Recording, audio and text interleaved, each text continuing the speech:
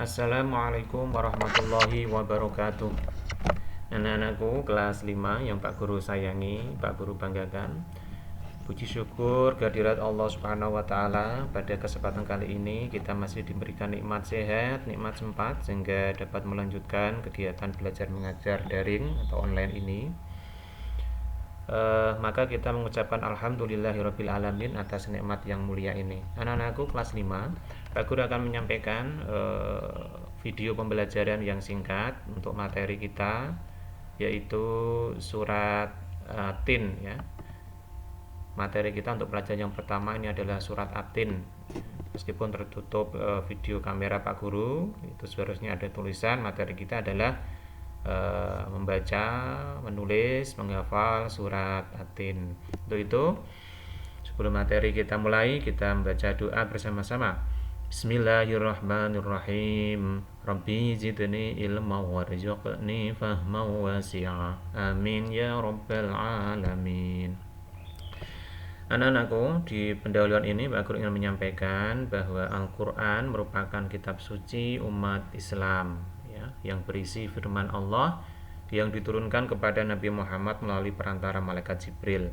Maka setiap muslim, termasuk kita anak-anak ini orang Islam, maka wajib hukumnya untuk belajar Al-Quran. Belajar Al-Quran diawali dengan menulis, kemudian membaca dan menghafalkan. Maka setiap muslim yang mau belajar Quran, menulis, membaca dan menghafal, maka pahala baginya yang kelak akan dinikmati ketika berada di akhirat. Tentunya pahala itu berupa surga.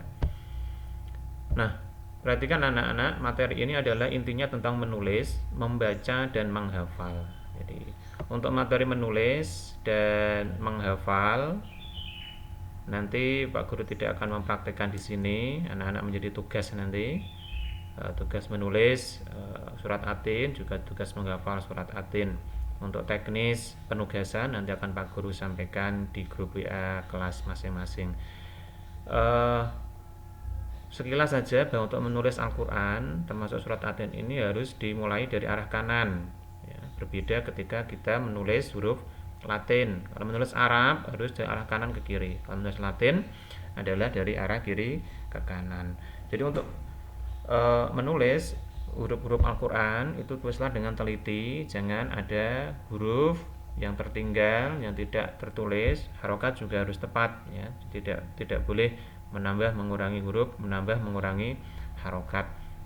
Nah, untuk teknis menghafal, trik menghafal yang cepat adalah anak dengan membaca berulang-ulang, diulang terus membaca. Otomatis nanti kalau sudah kesekian kali membaca, anak-anak akan dapat menghafalkannya. Ini adalah teknis untuk membaca dan menulis dan menghafal. Selanjutnya Pak Guru ingin menyampaikan bacaan teks surat At-Tin ini. Pak Guru sudah menampilkan slide, anak-anak bisa melihat. Pak Guru akan mencontohkan membaca surat At-Tin ini dengan tartil ya. Tartil itu membaca dengan pelan tapi benar ya. Anak-anakku, ketika membaca Al-Quran harus kita awali dengan ta'awud, basmalah, kemudian akhirnya terakhir ketika selesai ditutup dengan tasdid. Perhatikan apa yang Pak Guru lafalkan ini nanti. A'udzu billahi minasyaitonir rajim. Bismillahirrahmanirrahim. Wattini wazzaitun wa turi sinin وهذا البلد الأمين لقد خلقنا الإنسان في أحسن تقويم ثم رددناه أسفل سافلين إلا الذين آمنوا وعملوا الصالحات فلهم أجر غير ممنون فما يكذبك بعد بالدين أليس الله بأحكم الحاكمين صدق الله العظيم. Jadi paling tidak seperti itu anak-anak baca surat At-Tin pelan-pelan. Nanti anak-anak di rumah bisa mengulang-ulang lagi. Dilihat di buku kalian di halaman 5 itu ada teks bacaan surat At-Tin ya. Nah, selanjutnya Pak Guru akan menyampaikan makna kandungan surat At-Tin. Ada 5 makna atau isi kandungan surat At-Tin yang harus anak-anak ketahui. Yang pertama, bahwa Dalam surat Atin ini Allah menyebutkan manusia ini adalah makhluk yang paling sempurna di antara makhluk ciptaan Allah yang lain, baik secara jasmania maupun secara rohania. Bentuk tubuh kita, anggota tubuh kita lebih sempurna dibandingkan dengan makhluk yang lain. Nah, anak bisa melihat perbandingannya antara manusia dengan hewan, katakanlah manusia dengan tumbuhan. Fungsi tubuh kita jauh lebih sempurna dibandingkan makhluk-makhluk tersebut. Yang kedua, manusia ini kelak akan menjadi hina, derajatnya akan direndahkan oleh Allah manakala tidak mau bersyukur dan tidak taat kepada Allah. Maka kita akan menjadi manusia yang selalu bersyukur dan taat kepada Allah agar tidak dihinakan oleh Allah. Yang ketiga, manusia akan selamat dan menikmati surga adalah manusia yang beriman dan bertakwa, beramal soleh. Jadi surga ini tempatnya adalah hanya bagi orang-orang yang mau beriman, orang percaya pada Allah, bertakwa, orang yang mau mengerjakan perintah Allah, menjauhi larangannya, beramal soleh artinya selalu beramal kebaikan. Yang keempat, Rasulullah Muhammad adalah teladan, contoh bagi seluruh umat manusia. Rasulullah itu dikirim Allah untuk menyempurnakan akhlak manusia, maka akhlak-akhlak yang dicontohkan Nabi Muhammad kepada kita tentang apapun, baik ucapan maupun perbuatan harus kita contoh.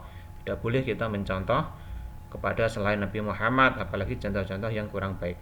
Yang terakhir, kandungan surat Atin bahwa Allah ini adalah hakim yang paling adil, memberikan nikmat bagi yang taat, memberi azab bagi yang tidak taat kepadanya. Maka kalau kita ingin mendapatkan penghakiman yang adil dari Allah, maka kita harus selalu bersyukur atas nikmat yang diberikan kepadanya dan selalu taat menjalankan apa yang diperintahkan dan menjauhi segala larangannya. Nah, Pak Guru akan menyampaikan sebelum terakhir ini pesan kepada anak-anak bahwa untuk surat Atin ini kandungannya sudah saya sampaikan, perhatikan dan benar-benar diresapi. 1-5 ini menjadi pegangan kita, pegangan anak-anak ketika akan melaksanakan apapun ya. Agar kita bisa selamat dunia dan akhirat, maka kelima kandungan surat Atin ini kita pahami ya. Pada bagian akhir sebelum Pak Guru tutup, Pak Guru akan menyampaikan mutiara hikmah ya. Kalimat Arab yang mengandung pelajaran bagi kita. La yustata'ul ilmu birohatil jismi. Ilmu tidak akan dapat dicapai dengan santai-santai. Jadi anak-anakku, bersungguh-sungguhlah, bersemangatlah, bertafa'ullah, optimis. Meskipun dalam keadaan pandemi COVID-19 seperti ini tidak menjadi alasan bagi anak-anak untuk berpangku tangan. Semua materi yang diberikan Bapak Ibu Guru ikuti, kemudian tugas-tugas yang diberikan dikerjakan dengan baik sehingga anak-anak akan mendapatkan wawasan tambahan pengetahuan. Singkat, tidak banyak yang Pak Guru sampaikan karena durasinya tidak boleh lebih dari 10 menit. Kalau lebih dari 10 menit nanti akan ukuran size videonya menjadi besar dan kuota yang digunakan untuk mendownload juga terlalu besar. Jadi Pak Guru akan mengakhiri pertemuan ini. Pak Guru berpesan sekali lagi, jaga kesehatan, ibadahnya yang rajin, dan jangan lupa berdoa. Kita mengucapkan alhamdulillah untuk menutup pertemuan kali ini. Alhamdulillahirabbil alamin. Wassalamualaikum warahmatullahi wabarakatuh.